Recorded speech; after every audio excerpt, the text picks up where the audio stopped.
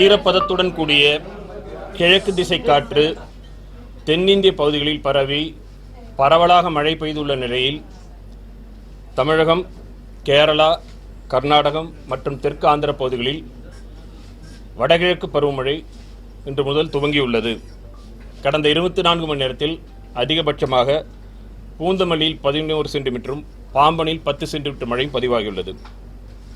தற்பொழுது தென்மேற்கு வங்கக்கடல் பகுதியில் தமிழக கடற்கரையை ஒட்டி வளிமண்டல மேலடுக்கு சுழற்சி நிலவுகிறது.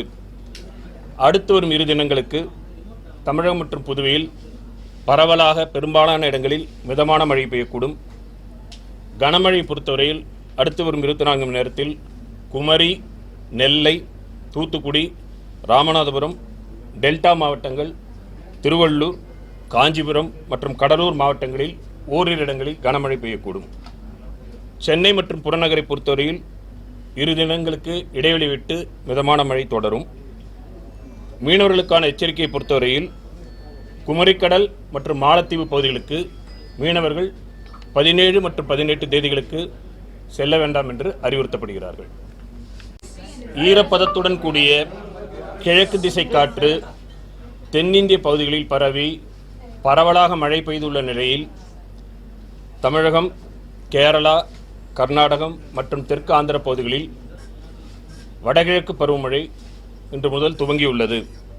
கடந்த 24 மணி நேரத்தில் அதிகபட்சமாக பூந்தமல்லியில் 11 சென்டிமீட்டரும் பாம்பனில் 10 சென்டிமீட்டர் மழை பதிவாகியுள்ளது. தற்பொழுது தென்மேற்கு வங்கக்கடல் பகுதியில் தமிழக கடற்கரையை ஒட்டி வளிமண்டல மேலடுக்கு சுழற்சி நிலவுகிறது. அடுத்து வரும் 2 தினங்களுக்கு தமிழகம் மற்றும் புதுவையில் பரவலாக பெரும்பாலான இடங்களில் மிதமான மழை பெய்யக்கூடும். கனமழை பொறுத்தவரையில் அடுத்து வரும் 24 மணி நேரத்தில் குமரி, நெல்லை, தூத்துக்குடி, ராமநாதபுரம், டெல்டா மாவட்டங்கள், திருவள்ளூர், காஞ்சிபுரம் மற்றும் கடலூர் மாவட்டங்களில் ஓரிரு இடங்களில் கனமழை பெய்யக்கூடும். சென்னை மற்றும் புறநகரை பொறுத்தவரையில் 2 தினங்களுக்கு இடைவெளி விட்டு மிதமான மழை தொடரும். மீனவர்களுக்கான எச்சரிக்கையை பொறுத்தவரையில் குமரிக்கடல் மற்றும் மாலத்தீவு பகுதிகளுக்கு மீனவர்கள் 17 மற்றும் 18 தேதிகளுக்கு செல்ல வேண்டாம் என்று அறிவுறுத்தப்படுகிறார்கள்.